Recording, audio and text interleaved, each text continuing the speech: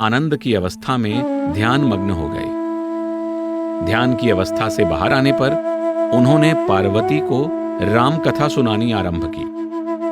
असत्य और सत्य में फर्क मालूम ना हो तो जैसे सही जानकारी के बिना रस्सी को देखकर सांप का भ्रम हो जाता है, उसी तरह झूठ को सच मान लिया जाता है।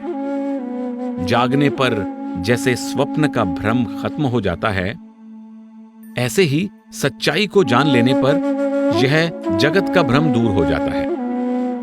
मैं श्री राम के बाल रूप का वंदन करता हूं, जिन्होंने दशरथ जी के आंगन में बाल लीला रचाई।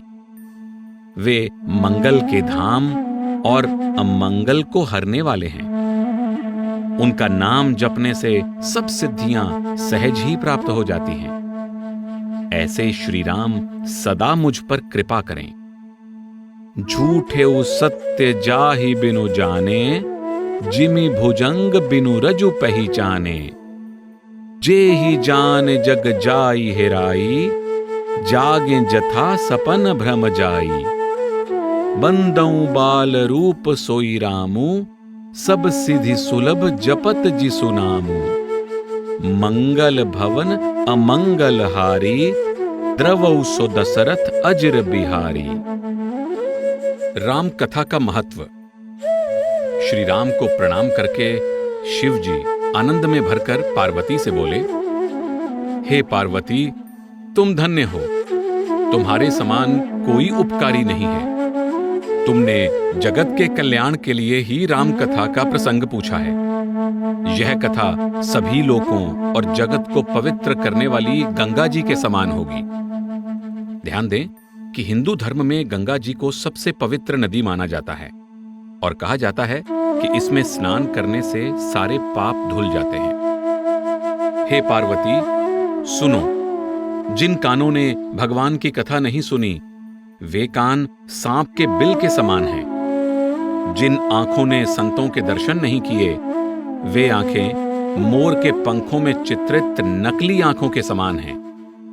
जो सिर परमात्मा या गुरु के चरणों पर नहीं झुकते, वे कड़वी तूंबी के समान हैं। जिन्होंने भगवान की भक्ति को अपने हृदय में स्थान नहीं दिया, वे प्राणी जीते जी मृत समान हैं। जो जीभ प्रभु राम के गुणों का गान नहीं करती, वह जीभ मेंढक की जीभ के समान है, जो व्यर्थ में ही टर्र टर्र करती रहती है। जो हृदय प्रभु राम की पवित्र कथा को सुनकर आनंदित नहीं होता, वह वज्र के समान कठोर, क्रूर और हठी है। केवल मनुष्यों में ही गुरु और परमात्मा की भक्ति के रस का अनुभव करने की क्षमता है। शिवजी पार्वती को बताते हैं कि जिन मनुष्यों ने अपना जन्म परमात्मा की भक्ति के बिना व्यर्थ गंवा दिया है, उनका जीवन पशु या पौधों के समान ही है। तुलसीदास जी कहते हैं, हे भाई, मनुष्य शरीर पाकर भी यदि राम का भजन ना किया जाए तो इस जगत में इसके समान दुखद हानि और क्या हो सकती है। हानि की जग एहि सम किछु भाई, भजिय न राम ही नर तनु पाई। राम कथा सुनने की महिमा का वर्णन करते हुए शिवजी कहते हैं, राम कथा स्वर्ग लोक की कामधेनु गाय के समान सब सुखों को देने वाली है। कामधेनु या सुरधेनु एक पौराणिक गाय जिसमें सब इच्छाओं को पूर्ण करने की क्षमता है। संत जन और देवता सब इसको सुनते हैं। ऐसा कौन होगा जो यह जानकर भी इसे नहीं सुनेगा।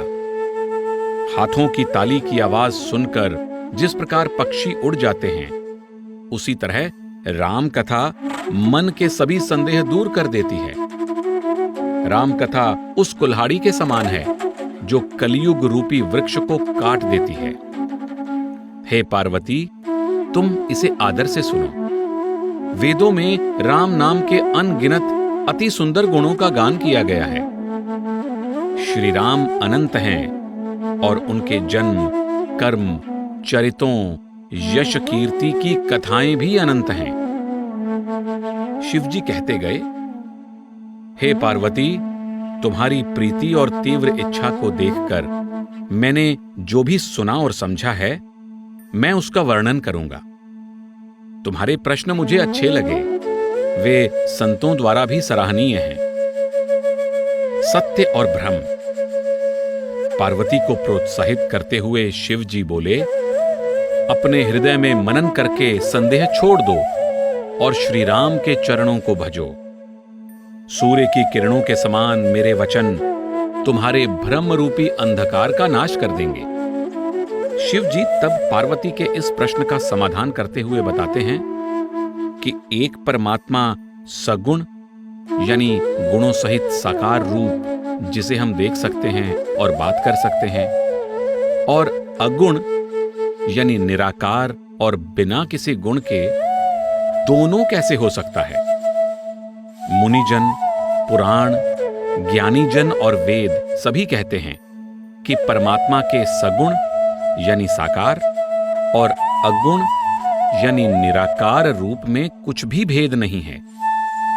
जो अगुण, निराकार, अदृश्य और अजन्मा है, वही भक्तों के प्रेम के वश होकर साकार या सगुण रूप धारण करता है। प्रश्न उठता है कि जो अगुण है वह सगुण कैसे बन जाता है? जिस प्रकार जल और ओले में पानी का तत्व एक ही है, उसमें कोई भेद नहीं है, इसी तरह अगुण परमात्मा सगुण रूप धारण करता है, पर असल में दोनों एक ही हैं। जरा सोचो कि जिस प्रभु का नाम भ्रम रूपी अंधकार को मिटाने के लिए सूर्य के समान है, क्या उस प्रभु पर मोह या अज्ञान का असर हो सकता है? सगुन ही अगुन ही नहीं कछु भेदा, गावहि मुनि पुराण बुध बेदा। अगुन अरूप अलख अज जोई, भगत प्रेम बस सगुन सोई। जो गुण रहित सगुन सोई कैसे, जलु हिम उपल बिलग नहीं जैसे। जासु नाम भ्रम तिमिर पतंगा, तिहि किम कहिए विमोह प्रसंगा। शिव जी आगे बताते हैं, श्री राम सूर्य की तरह प्रकाशवान हैं। वे सच्चिदानंद हैं, सत, चित और आनंद स्वरूप हैं। उनमें मोह रूपी रात्रि कभी ठहर ही नहीं सकती। श्री राम सहज ही प्रकाश स्वरूप हैं, अतः उनमें रात्रि का अंधकार और ज्ञान रूपी सूर्य का उदय नहीं होता, अर्थात वे एक समान प्रकाशमान ही रहते हैं। राम सच्चिदानंद दिनेसा, नहीं तह मोह निसाल वलेसा। सहज प्रकाश रूप भगवाना, नहीं तह पुनि विज्ञान बिहाना। सुख और दुख, ज्ञान और अज्ञान, अहंकार और स्वाभिमान, ये सब जीव की विशेषताएं हैं। यह सब जानते हैं कि प्रभु राम तो स्वयं पूर्ण ब्रह्म, सर्वव्यापक और परमानंद स्वरूप हैं। वह अमर, आदि से अंत तक सदा रहने वाले सनातन पुरुष और प्रकाश के भंडार हैं। वह श्री राम रघुकुल में एक अनमोल रत्न यानी मणि की तरह प्रकट हुए हैं। वही प्रभु राम मेरे स्वामी हैं। ऐसा कहकर शिवजी ने प्रभु राम को मस्तक नवाया। ध्यान दें, राम ने अयोध्या के रघुवंश में अवतार लिया, जिसे सूर्यवंश या इक्ष्वाकु वंश भी कहा जाता है। रघु इस वंश के शक्तिशाली राजा हुए हैं, जिनके पराक्रम की महान उपलब्धियों के कारण इस कुल का नाम रघुकुल पड़ा। भ्रम के बारे में पार्वती को समझाते हुए शिवजी कहते हैं, जैसे सूर्य अपनी पूरी तीव्रता से आकाश में हमेशा ही चमकता रहता है, परंतु जब बादलों का पर्दा आ जाता है तो अज्ञानी मनुष्य कहते हैं कि सूर्य ने अपना प्रकाश खो दिया है।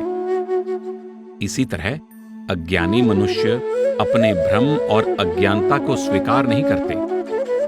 यद्यपि वे स्वयं ही इसका कारण हैं, फिर भी वह परमात्मा पर ही दोष लगाते हैं। जिस प्रकार धूल और धुआं आकाश में अंधेरा कर देते हैं, पर ये आकाश को छू नहीं सकते।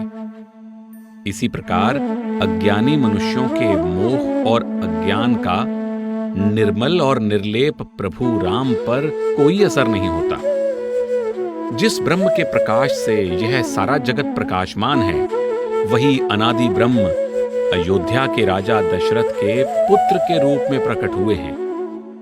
अतः श्री राम ही परम सत्य और परम प्रकाशक हैं। वे माया के स्वामी और समस्त ज्ञान और गुणों के भंडार हैं। यह संसार जड़ है और श्री राम ही परम सत्य हैं।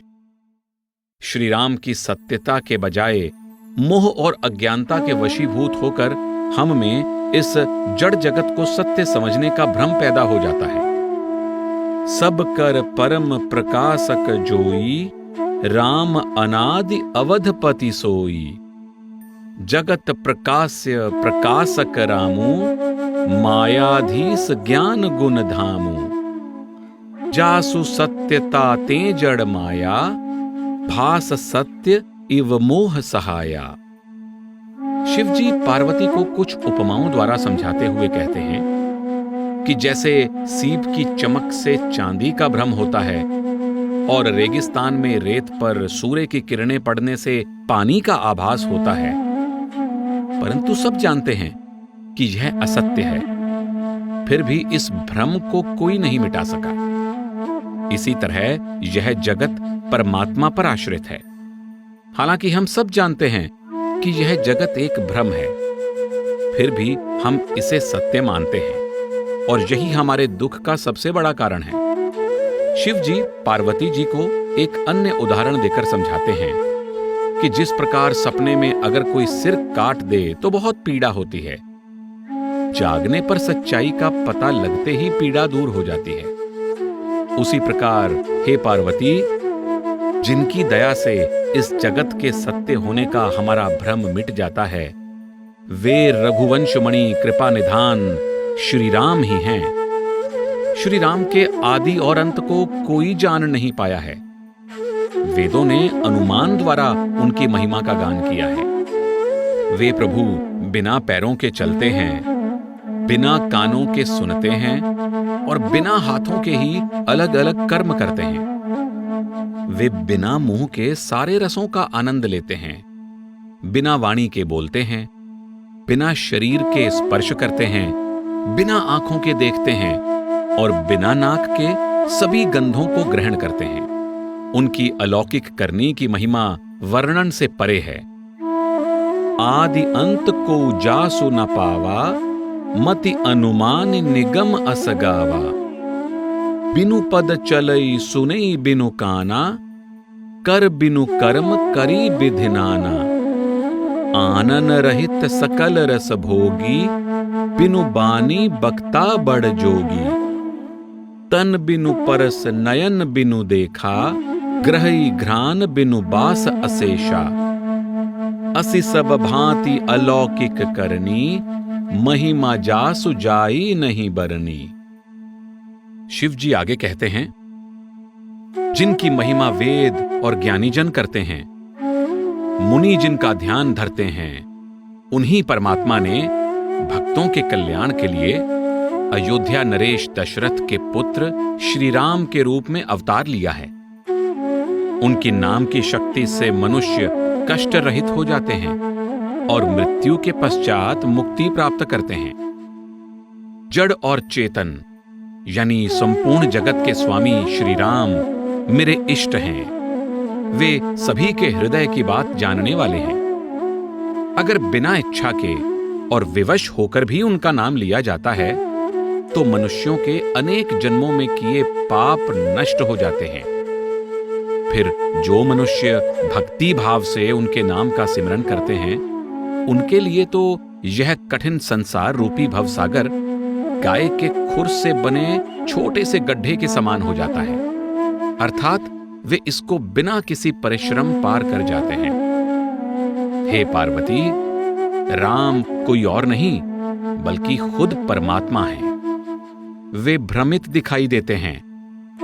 तुम्हारा ऐसा कहना अनुचित है, अत्यंत ही अनुचित है। मन में इस प्रकार के संदेह आते ही मनुष्य के ज्ञान, वैराग्य आदि सभी सद्गुण नष्ट हो जाते हैं। बिबसहु जासु नाम नर कहहीं, जन्म अनेक रचित अघदहीं। सादर सुमिरन जे नर करहीं, भव बारिधि गोपद इव तरहीं। राम सो परमात्मा भवानी, तह भ्रम अति अभिहित तव बानी। अस संशय आनत उर माही, ज्ञान विराग सकल गुण जाही। शिवजी के ज्ञानवर्धक वचनों को सुनकर पार्वती के मन के सभी तर्क वितर्क और संशय मिट गए। उनके हृदय में श्री राम के चरण कमलों के प्रति प्रेम और विश्वास जागृत हो गया। शिवजी के सम्मुख नतमस्तक होकर वे बोली, हे कृपा निधान, आपकी चंद्रमा की किरणों के समान शीतल वाणी को सुनकर मेरे अज्ञान जनित संशय मिट गए हैं और श्री राम का यथार्थ स्वरूप अब मेरी समझ में आ गया है। हे नाथ, आपकी कृपा से मेरा भ्रम जाता रहा है और अब मैं अति प्रसन्न हूं। अब मैं जान गई हूं कि श्री राम परम चेतन शाश्वत ब्रह्म हैं, जो निर्लिप्त होते हुए भी सबके हृदय में वास करते हैं। इससे पहले के अध्याय में मुनि भरद्वाज ने ऋषि याज्ञवल्क्य से श्री राम के यथार्थ स्वरूप के बारे में प्रश्न किया था। याज्ञवल्क्य जी ने उन्हें स्पष्ट उत्तर देने के बजाय शिवजी और पार्वती के संवाद का वर्णन किया। जिस प्रकार पूर्ण आत्मज्ञानी शिवजी ने पार्वती का मार्गदर्शन किया था, जिसके कारण पार्वती श्री राम के वास्तविक स्वरूप को समझने के योग्य हो गईं, उसी प्रकार आत्मज्ञान की खोज कर रहे जीव को भी एक आध्यात्मिकता से पूर्ण मार्गदर्शक की आवश्यकता होती है, जो उसे ब्रह्मांड के रहस्यों और प्रभु के सच्चे और यथार्थ स्वरूप को समझा सके। तुलसीदास जी कहते हैं, जिनके पास आध्यात्मिक मार्ग पर चलने के लिए श्रद्धा का सहारा या बल नहीं है, संतों का साथ नहीं है और जिनको श्री रघुनाथ जी प्रिय नहीं है, उनके लिए यह रास्ता बड़ा ही मुश्किल और अगम है। अर्थात श्रद्धा, प्रेम और संतों के संग के बिना रामचरितमानस को समझा नहीं जा सकता। प्रभु का वचन। शिवजी अब पार्वती को रामकथा सुनाते हैं ताकि वे परमात्मा के मनुष्य शरीर धारण करने के उद्देश्य को समझ जाएं। वे पहले उन्हें राजा मनु और उनकी पत्नी की भक्ति के विषय में बताते हैं, जिसकी वजह से परमात्मा ने उन्हें दर्शन दिए। उनकी प्रेमपूर्ण भक्ति से प्रसन्न होकर परमात्मा ने उनकी मनोवांछित इच्छा पूरी की और उन्हें वरदान दिया कि अगले जन्म में वे दोनों जब अयोध्या के राजा और रानी होंगे, तब परमात्मा स्वयं उनके पुत्र के रूप में जन्म लेंगे। भक्तों के प्रेमवश